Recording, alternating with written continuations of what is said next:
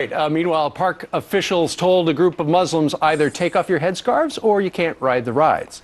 That is when things got ugly. Should religion come before safety? Thank you very much, Dave. A headscarf ban at a New York amusement park sparking a wild brawl on Tuesday. More than a dozen people were actually arrested. At the time, the park was packed with some 3,000 visitors from a Muslim tour group celebrating the end of Ramadan. The scuffles broke out after women wearing traditional Muslim headscarves tried to get on some rides, but the park prohibits any head coverings on the rides for safety reasons. So, should safety come first? Let's ask Dr. Jasser, the president and founder of the American Islamic Forum for Democracy. Good morning to you, Doctor. Good morning, Gretchen.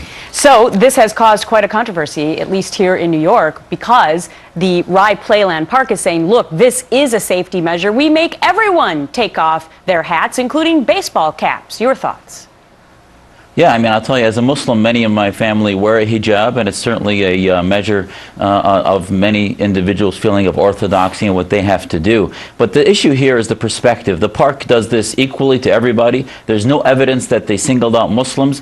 You know, whether they're Sikh or other religions, they would also have to remove this. There were individuals that were injured, if not killed, in 04 and 07. And really, as somebody that wants to work towards assimilation and working in a free society, I look at groups like the Muslim American Society and see the way these youth reacted and say, you know, they're conditioning their youth to react viscerally, to react inappropriately. And the Muslim American Society has been discussed as being a Muslim Brotherhood front group by the Chicago Tribune. And they take issues like this, the hijab, which is a personal decision, and make it into a political instrument. And they go call in the ambulance-chasing civil rights group CARE to come in and mediate, and they make this into a melee. And you know, this has to stop. This is not about religious freedom. They were allowed to come to the park, and you know, they just couldn't ride the rides because of the concern of the legal aspect. And in all fairness, Doctor, some other parks do allow people to wear you know, their yarmulke or a baseball cap or their hijab. But here's what the Westchester County Park statement is.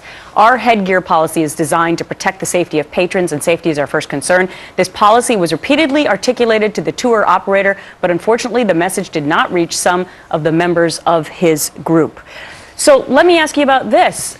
The Jewish people who wear yarmulkes, they also have to take them off at this particular park. So to your point, if everyone starts creating an uprising, we'll have mass chaos.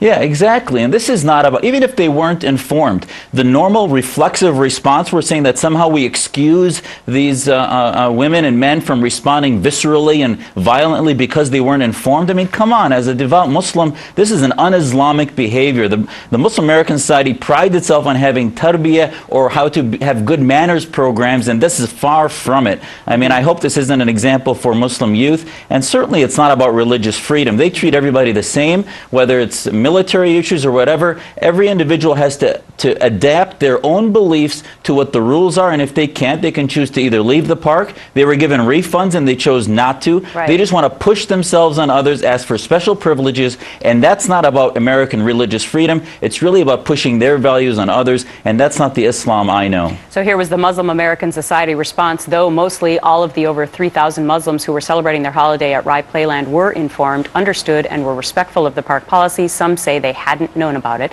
and were offended that they were excluded from the rides. We'll have to see how this continues to pan out, but we appreciate your point of view on it today, Dr. Jasser. Thanks so much. Thank you, Gretchen.